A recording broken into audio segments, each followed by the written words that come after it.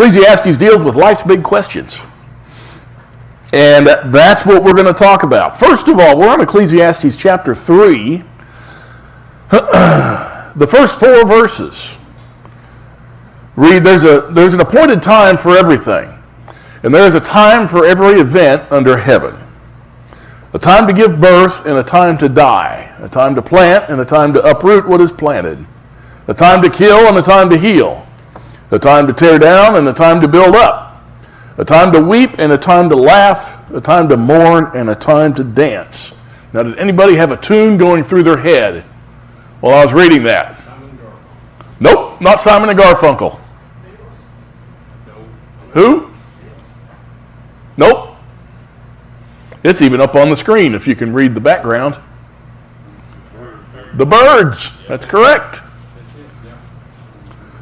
Turn, turn, turn. Well, Solomon tells us there's a time for all these things under the sun. They all occur in a man's life. Now, did you know that the lyrics to that song came from Ecclesiastes? Yep, it sure did. Yeah, there's a time to kill. Not a time to murder. There's a difference. Never a time to murder. But there is a time to kill. Verse 5, a time to throw stones and a time to gather stones. A time to embrace and a time to shun embracing. A time to search and a time to give up as lost. A time to keep and a time to throw away. A time to tear apart and a time to sew together. A time to be silent and a time to speak. A time to love and a time to hate. A time for war and a time for peace. Now, as difficult as it is for some people to understand, there's a time for all those things when they're necessary. There's a time to shun and embrace. There's even time for war to occur. There are times to hate also. People say we shouldn't hate. Glad you asked. When? 2 Chronicles 19, the first 2 verses. Then Jehoshaphat the king of Judah returned in safety to his house in Jerusalem. And Jehu the son of Hanani the seer went out to meet him and said to King Jehoshaphat, should you help the wicked and love those who hate Yahweh, and so bring wrath on yourself from Yahweh? What about those who hate the Father?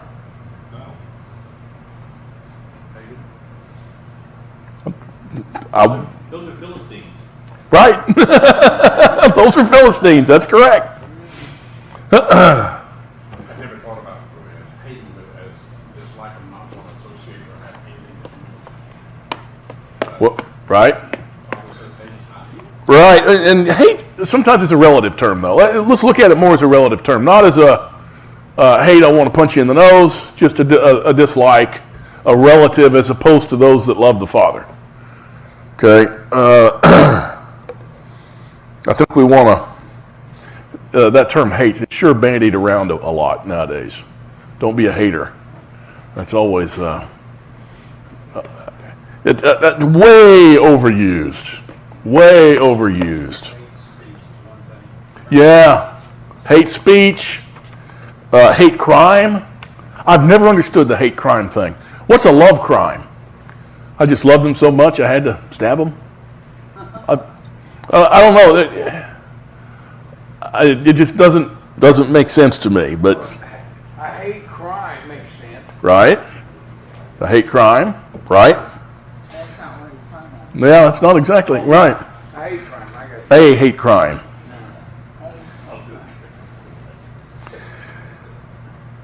Verses 9 and 10 of Ecclesiastes 3. What profit is there to the worker from that in which he toils? I've seen the task which Elohim has given the sons of men with which to occupy themselves. You see, Elohim has given man work to occupy himself. This is due to his sin. Okay? In Genesis 3, verse 19, by the sweat of your face you shall eat bread till you return to the ground, because from it you were taken. For you are dust, and to dust you shall return. Work is a blessing for us. Okay, we need to stay occupied. We really do. Yeah. The only thing that stays unchanged is the breath. came from dust goes back. Yeah, it's the breath. The breath is there, and then the breath goes back to the Father. That's correct. Verse 11, he's made everything appropriate in his time. He's also set eternity in their hearts, so that men will not find out the work which Elohim has done from the beginning even to the end. You know, so Elohim has set eternity on the heart of man. But man will not unlock the mysteries of Elohim in his lifetime. He won't do it. In Romans 11, starting at verse 33, Paul writes, "Oh, the depth of the riches, both of the wisdom and knowledge of Elohim, how unsearchable are his judgments and unfathomable his ways. For who has known the mind of Yahweh, or who became his counselor? Or who has first given to him that it might be paid back to him again? For from him and through him and to him are all things. To him be the glory forever. Amen." It's like Paul says, him and his ways are so unfathomable.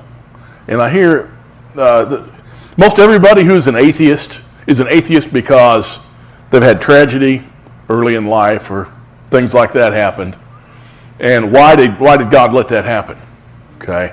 And what they're really saying is, if I were God, I'd do a better job.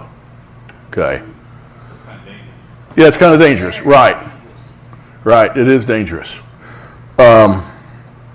He has a plan, and our job with this is to trust him and be obedient to him. That's what we're to do. Okay? And we're going to try to understand him as much as possible. And that's why science is good, is to understand the world around us. It's a good thing. Okay? Real science, testable, observable science is a good thing. Imagination science is not.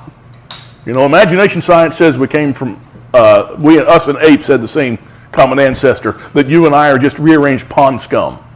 Okay, that's imagination science.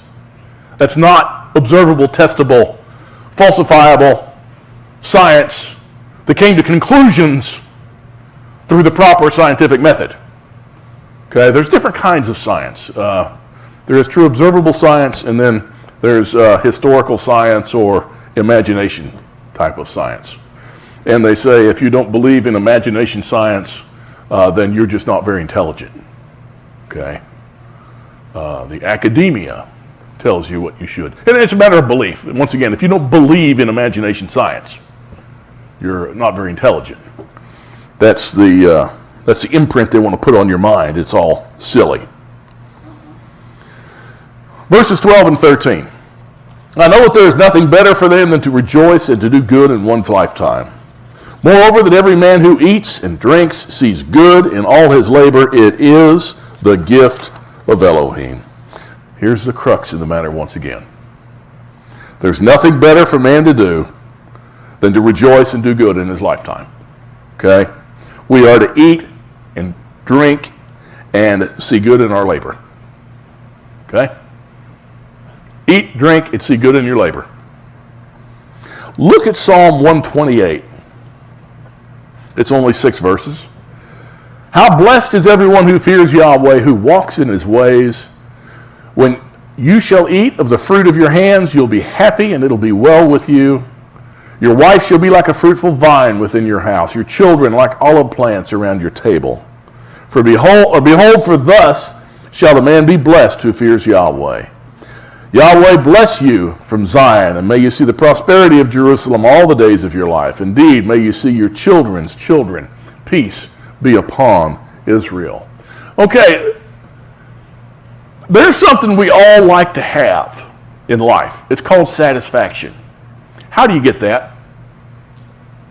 How do you get satisfaction?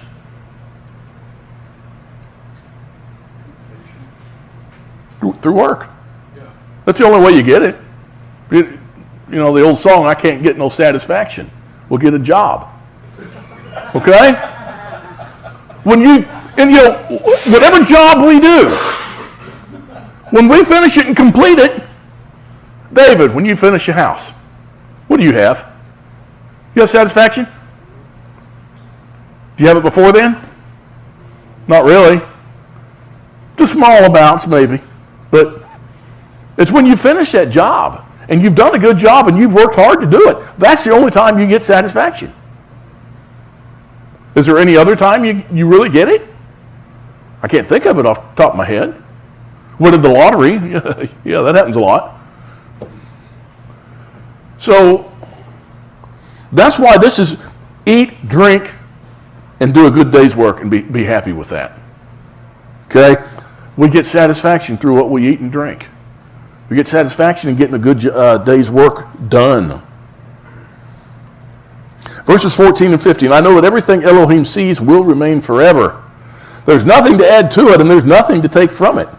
For Elohim has so worked that men should fear him. That which is has been already, and that which will has already been.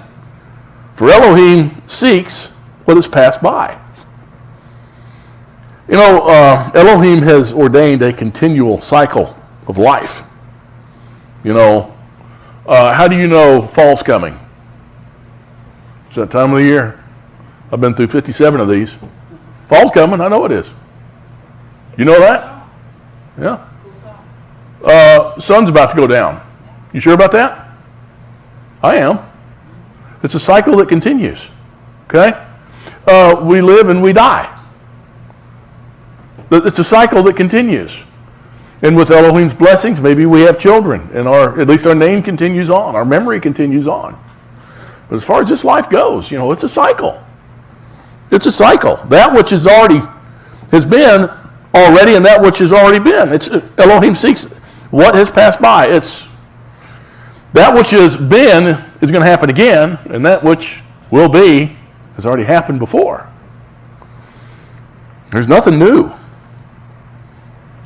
Verses 16 and 17. Furthermore, I've seen under the sun that in the place of justice there's wickedness, and in the place of righteousness there's wickedness. I said to myself, Elohim will judge both the righteous man and the wicked man. For a time for every matter and for every deed is there. Well, we've seen wickedness take the place of justice and righteousness. We've seen that happen. Elohim will judge both the righteous man and the wicked man, and he will sort it out. Okay? We just have to trust in him that he's going to sort it out. We're going to do the best we can. Verses 18 and 19. I said to myself concerning the sons of men, Elohim has surely tested them in order for them to see that they are but beasts. For the fate of the sons of men and the fate of beasts is the same. As one dies, so dies the other. Indeed, they all have the same breath, and there's no advantage for man over beast, for all is vanity. What is FPED? Fred is Fred. Oh, that's an R? Yeah. Oh, sorry. Yeah, good old Fred. Well, you know, Solomon sees the futility in that man and beast both have the same fate. You know, how many of y'all have pets, cat or a dog? How many of y'all had a household pet die? That's tough, isn't it? That stinks, doesn't it? And I've kind of thought that, I think that Elohim uses that to help prepare us. You know, in a small way, for other things that are going to happen in life. If we don't ever experience sadness and then a great sadness comes down on us, it'll be utterly, utterly devastating. We have to experience things in our lives. Unpleasant as well. Well, Solomon says, you know, man lives and dies. Beasts, men live and die. We have the same fate. As far as just this life goes. Verse 20, all go to the same place. All came from the dust and all return to the dust. Who knows that the breath or the ruach of man ascends upward and the breath or ruach of the beast descends downward to the earth? Well, you know, man may have hope that his breath ascends and doesn't go the same direction as the spirit or breath of the beast, but it probably does. Probably does. The breath of life comes from the Father. Okay? For everything. For everything. Animals, beasts breathe and they're alive. What is that life? What is it? Why are they breathing? Why can the brain work? Why can the eyes see? Why can the ears hear? Why can the four legs walk? Because it's Elohim's breath within them. There's a life there. That word ruach, it means spirit. It means breath. It means life's breath. Life is a mystery. We don't know why we're alive. Okay? We don't know what life is. You can't put it in a jar. You can't put it in a glass and drink it. You can't look at it under a microscope. You just observe it. You can observe a bunch of it in this room. But what is it? That's the work of the Father. That's what He does. Only He can make life. It all comes from Him, and it all goes back to Him. Verse 22. And I've seen that nothing is better than that man should be happy in his activities, for that is his lot. For who will bring him to see what will occur after him? You know what? We should just be happy in our activities. Got a question. Why not? Why not be happy in our activities? Just as stated earlier, we should be satisfied in our labors, be satisfied in what we can eat and drink, be happy in our activities. Deuteronomy 12, verse 7 says, there also you and your household shall eat before Yahweh your Elohim and rejoice in all your undertakings in which Yahweh your Elohim has blessed you. Deuteronomy 26, verses 10 and 11. And now behold, I have brought the first of the produce of the ground, which you, O Yahweh, have given me, and you shall set it down before Yahweh your Elohim and worship before Yahweh your Elohim. And you and the Levite and the alien who's among you shall rejoice in all the good which Yahweh your Elohim has given you and your household.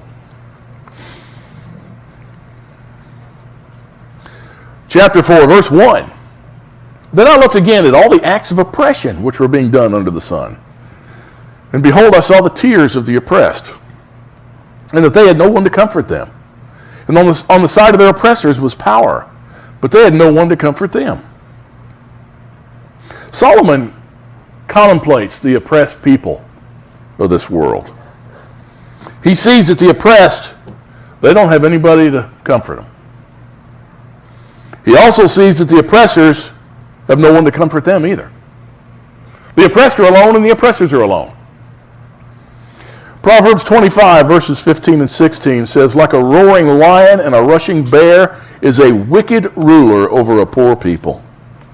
A leader who is a great oppressor lacks understanding, but he who hates unjust gain will prolong his days. When it talks about a wicked oppressor, or someone who is an oppressor, have you seen people that treat their employees like dirt? You can judge a man's character by how he treats his employees. You really can. How he treats, and I'm talking about wait staff, anyone like that. That tells a lot about a person's character. A lot about a person's character. A lot of things. An old high school buddy posted on Facebook, he just found Jesus, and he's been all excited about that. And he said he was in the store, and he gave the clerk a 20, and he thought she gave him a 50, or he gave her a 50, and gave him change for a 50 instead of a 20. And he said, and I gave it back. Well, good for you. If you didn't, you may as well reach into the drawer and take it out. Same thing. Well, that was a great, good accomplishment. Boy, we like to pat ourselves on the back for nothing, don't we? So what he was saying was, he hadn't found Jesus. Yeah. If you hadn't found Jesus, you'd have kept it. He was saying he wanted to keep it. Yeah, that's what you're right. That's what he was saying. He wanted to keep it. Yeah, that's exactly right. Well, he developed a conscience. Yeah, Tom. Employees are like children. They want to please you, but you got to get on to them when they do something wrong. But when they do something good, you make a point to It's how you praise get them. on. You have to treat people good. Yeah. Understand doesn't mean you can't discipline, you can't direct, you can't correct. That doesn't mean that. It's like you said, it's like children. But you can't treat them like dirt. Yeah, well, you owe me. I'm paying you $7.50 an hour. You owe me your life for these 8 hours. Good grief. You and your $7.50 an hour. I'll tell you. Yeah. Verse 2 of Ecclesiastes 4. So I congratulated the dead who are already dead more than the living who are still living. Man, this guy, he woke up in a bad mood, didn't he? Yeah, he congratulates the dead more than the living. Look at Job chapter 3, starting at verse 17. We read, there the wicked cease from raging, and there the weary are at rest. The prisoners are at ease together. They do not hear the voice of the taskmaster. The small and the great are there, and the slave is free from his master. Why is light given to him who suffers, and life to the bitter of soul, who long for death, but there is none, and dig for it more than for hidden treasures, who rejoice greatly, they exult when they find the grave. Boy, and you thought you had a bad day. There's people that are suffering like that. There are suffering like that, and there's a lot of them. There's billions of them. Ecclesiastes 4, verse 3, but better off than both of them is the one who's never existed, who's never seen the evil activity that is done under the sun. Solomon concludes that those who never existed are better off than the living and the dead. They've never seen the evil activity that's done under the sun. You see, when you read this, I want you to think about passages like Romans 7, and I didn't go there because just for time's sake, where Paul talks about death. I wish I were dead. The sin that rages in me is not worth living, makes it not worth living. He's saying the same thing Solomon is. It's because of the evil activity that's done under the sun. The people are better off never existing. Verse 4. And I've seen that every labor and every skill which is done is the result of rivalry between a man and his neighbor. This too is vanity and striving after the wind. The fool folds his hands and consumes his own flesh. One handful of rest is better than 2 fistfuls of labor and striving after the wind. There are those who insist on, he says here, keeping up with the neighbors, let's say workaholics. And that's all they do is work, and that's all they want to do is succeed in life more and more. But then on the other end of the spectrum, you got people who don't work. Solomon tells us we're better off somewhere in between. Okay? Proverbs 15, verses 16 and 17. Better is little with the fear of Yahweh than great treasure and turmoil with it. Better is a dish of vegetables where love is than a fattened ox and hatred with it. Verses 7 and 8. Then I looked again at vanity under the sun. There was a certain man without a dependent, having neither a son nor brother. Yet there was no end to all his labor. Indeed, his eyes were not satisfied with riches, and he never asked, for whom am I laboring and depriving myself of pleasure? This too is vanity, and it is a grievous task. A man without a dependent or a partner has no one for whom to labor. See, man has need for companionship. Genesis 2:18, then Yahweh Elohim said, it is not good for man to be alone. I will make him a helper suitable for him.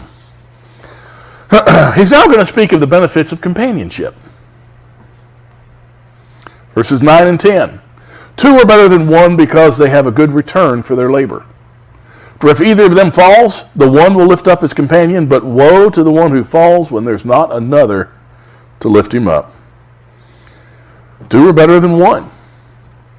With a companion, one can have good return on his labor, and they can lift each other up. This seems to me mostly refer to a marriage relationship. Verse 11, furthermore, if two lie down together and they keep warm, but how can one be warm alone? Well, this definitely applies to a marriage relationship. Verse 12, and if one can overpower him who is alone, two can resist him. A cord of 3 strands is not quickly torn apart. You know, there's a fable of a dying man who, in order to show his sons the advantage of union, he gave them a bundle of twigs which couldn't be broken when they were bound together. But you take them one at a time, they snap easy. So that's one of the reasons why we meet here.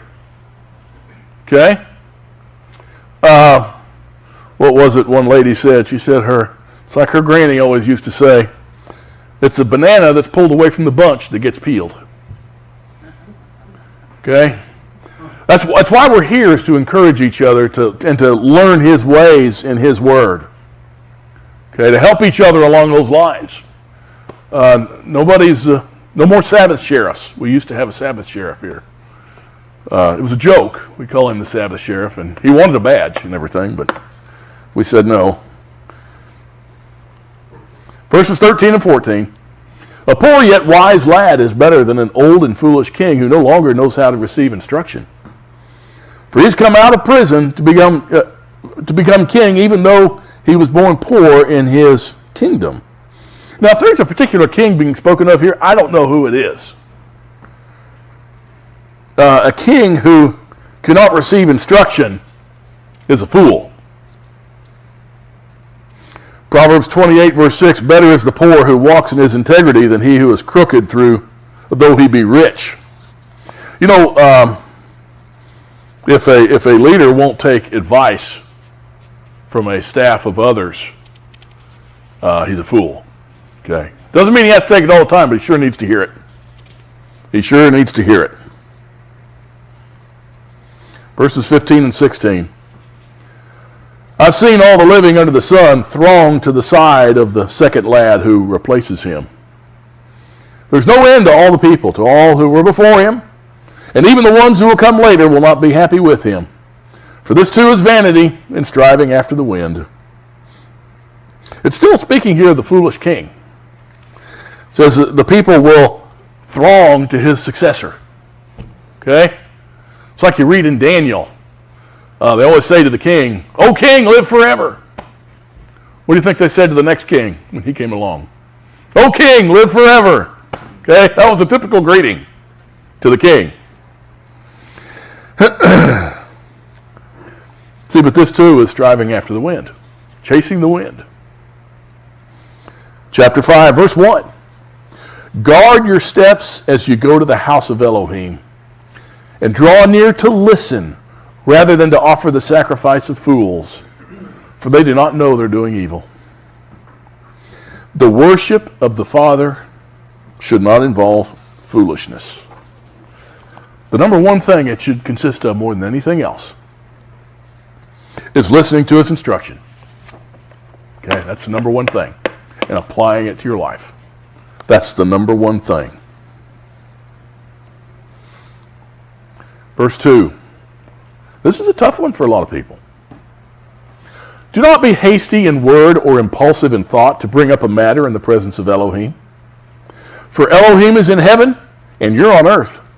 Therefore, let your words be few. Isn't that interesting?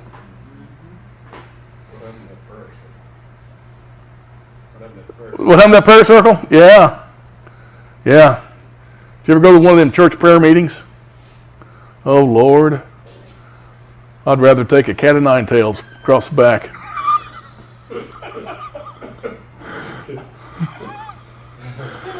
It's hour and a half of the term. The term drone used to mean something entirely different than it does today. But if you're not one of the first two to pray for 20 minutes each, there's nothing to pray for. It's all done.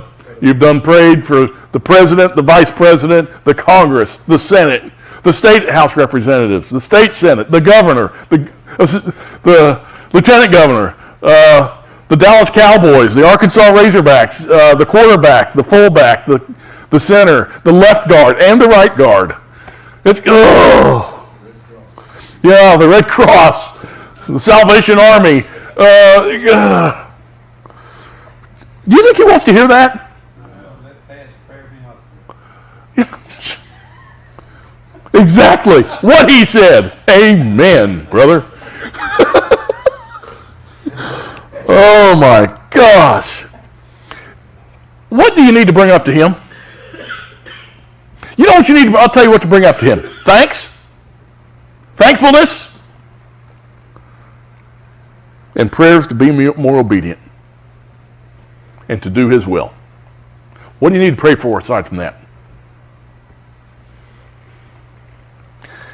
Look at Matthew 6, verses 7 and 8. And when you're praying, do not use meaningless repetition as the Gentiles do, for they suppose that they'll be heard for their many words.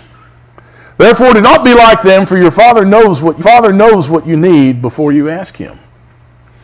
You know, and sure, we want to pray for those that are hurting that we know, but do we need to pray for everybody in Searcy, Arkansas that's hurting? And then what about those in North Little Rock that are hurting? And what about those in Virginia Beach, Virginia that are hurting? No, there are times when we want to pray. We want to pray. We want people to be comforted. We want to be able to say the right things, do the right things. But we don't need to pray about what pair of socks put on in the morning. Okay? We don't need to pray if we should take the shorter route to work because we're running late. We don't need to pray for every little thing that happens. You know, Jesus, thank you for this vegetables that I'm going to eat today. Yay. Just let our words be few. Few in words. You know, we're supposed to be few in words to each other. In Proverbs 10, verse 19, when there are many words, transgression is unavoidable. But he who restrains his lips is wise. In James 3, verse 2, for we all stumble in many ways. If anyone does not stumble in what he says, he is a perfect man, able to bridle the whole body as well. With that being the case, how much more so to the Father? I'm not saying we can't talk a lot and have fun, but if we feel like we just have words to get out, goodness. It won't be long before we start saying the wrong things. All you got to do is keep talking. Verse 3 of Ecclesiastes 5, for the dream comes through much effort, and the voice of a fool through many words. Worries and anxieties produce difficult dreams. Fools produce many words. Let's not approach the Father with these types of things. How many of y'all, how often has it been you listen to a political speech, if you dare, and then by the time it was over, you think, now, what did he say? What did he say? And what did that mean exactly? Oh, it made me feel good, whatever it was. We don't need to be politicians, either to each other or to the Father, okay? Verses 4 and 5, when you make a vow to Elohim, do not be late in paying it, for he takes no delight in fools. Pay what you owe. It's better you should not vow than that you should vow and not pay. When we make a vow to Elohim, we better follow through, okay? Vows to Elohim are not mandatory. They are not mandatory. We're much better off not making a vow to him than not doing as we promised. Deuteronomy 20, no, it didn't get there. Deuteronomy 23, it got raptured. Never mind.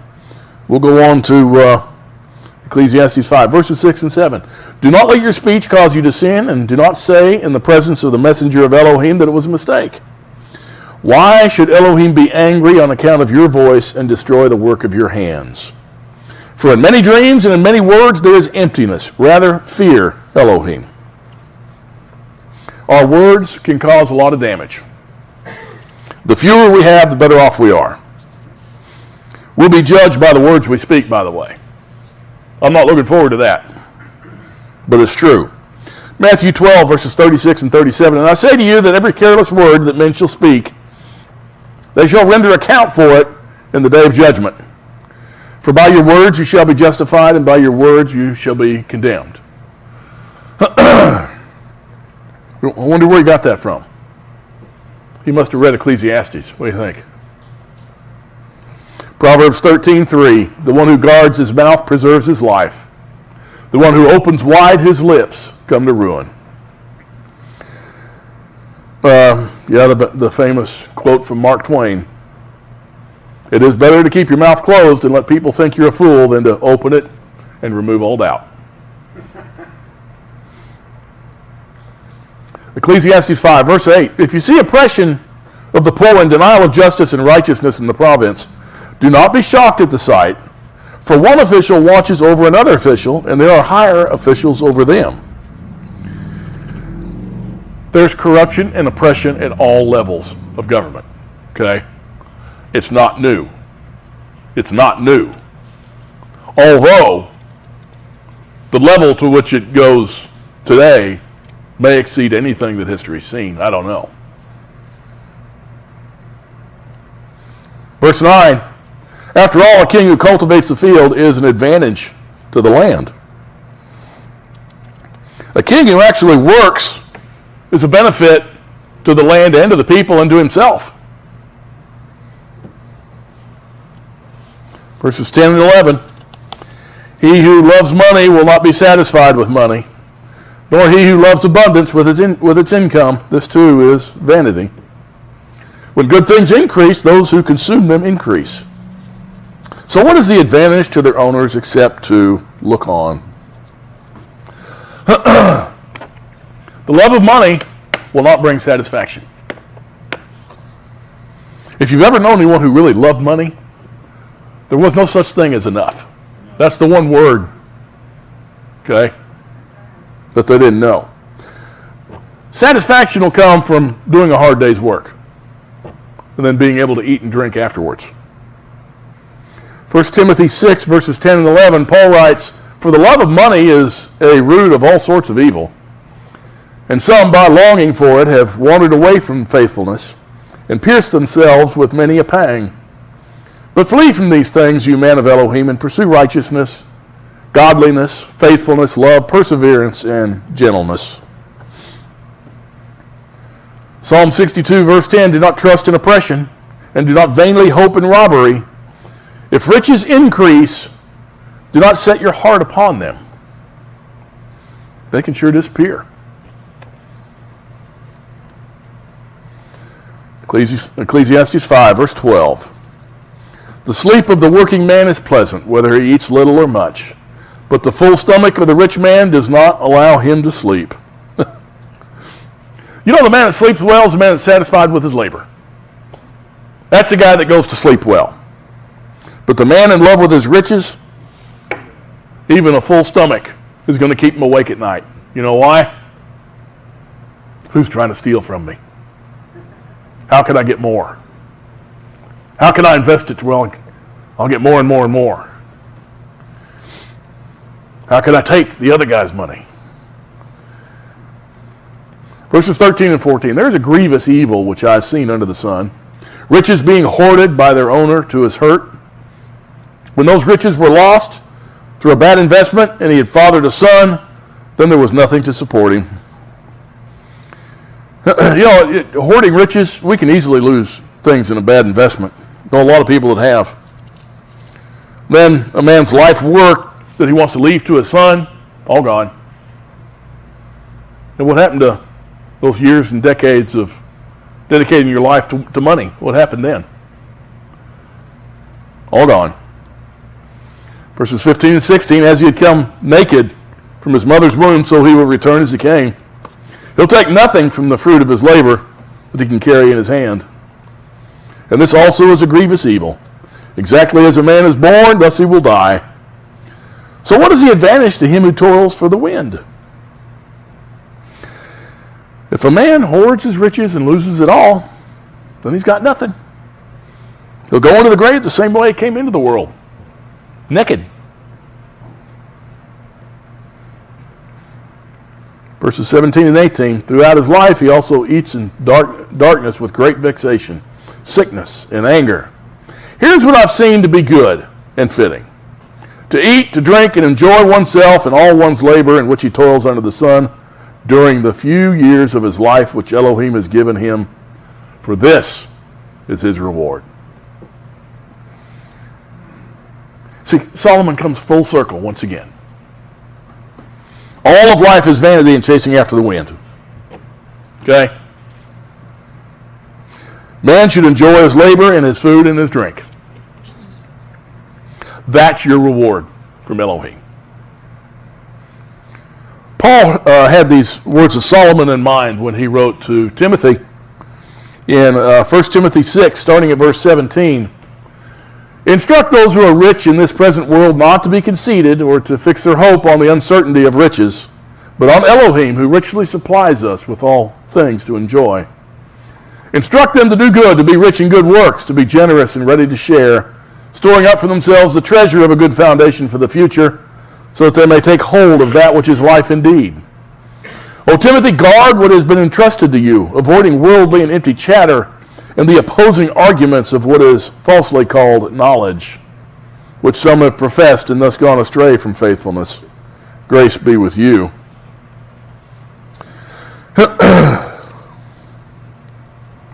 Verses 19 and 20.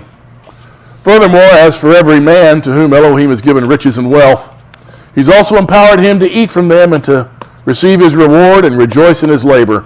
This is the gift of Elohim. For he will not often consider the years of his life, because Elohim keeps him occupied with the gladness of his heart.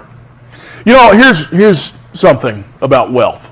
For those that acquire it properly, it's a gift from Elohim. It's a gift. And actually, gosh, I don't know that many people who aren't really to a large degree wealthy. You know, there's billions of people on this planet. Billions. There's 7 billion total. But over half of them make less than $2 a day. Okay? And that may be a high number as far as the amount they make. The people that I personally know, I don't know anybody like that. What we have is a gift from the Father. What if you were born in the Sudan? If you're born in the Sudan, raised a poor Muslim kid, what could you do about it? See, what we have is wealth from the Father, and we should rejoice in his labor and food and drink that he's given us, because we can enjoy it. Deuteronomy 8, starting at verse 18, but you shall remember Yahweh your Elohim, for it is he who has given you power to make wealth, that he may confirm his covenant which he swore to your fathers as it is this day. Wealth is not bad. Wealth is good. It's a gift from the Father. And it shall come about, if you ever forget Yahweh your Elohim and go after other gods and serve them and worship them, I testify against you today that you shall surely perish, like the nations that Yahweh makes to perish before you. So you shall perish, because you would not listen to the voice of Yahweh your Elohim. You see, here we are. We're wealthy people. We're very wealthy people. And where are we now as far as Yahweh or Elohim goes? Oh, we're arguing about transgenderism,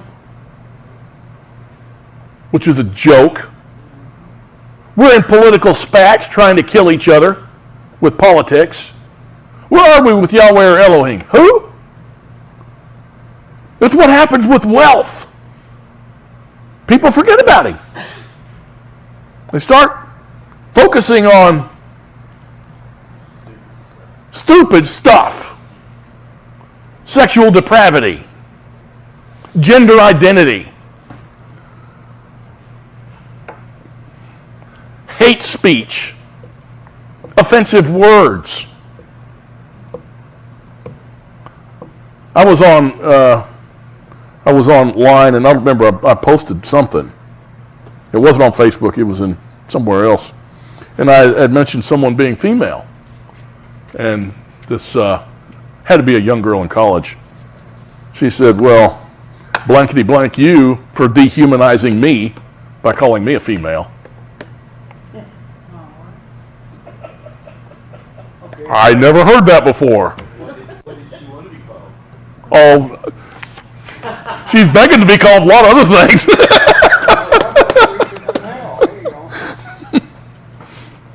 But I didn't. I was just kind of, one of those things that make you blink twice. Did I read that right? That's the kind of nonsense we worry about when we're wealthy.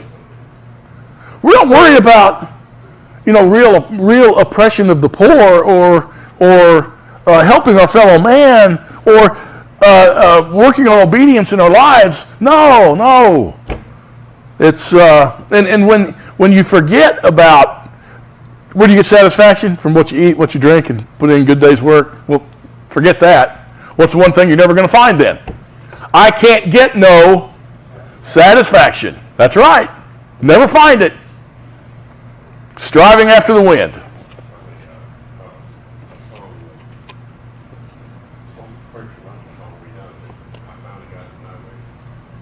Oh, yeah? No, I mean, Right. that's what they're singing now. Right. I finally got time. If I could pout and scream, Sure, if I pout and scream and cry. Yeah. Yeah, we're worried about microaggressions. Microaggressions. I called that woman a female. They say, here's what they say, microaggressions are a form of violence. Okay? It's a micro form of violence against a person that you directed it. And an appropriate response is violence back. And that's what we're getting in the streets. That's the logic that's being used here. Any questions? That's Ecclesiastes chapters 3 through 5. That was written by Solomon, huh? Yep. Written by Solomon.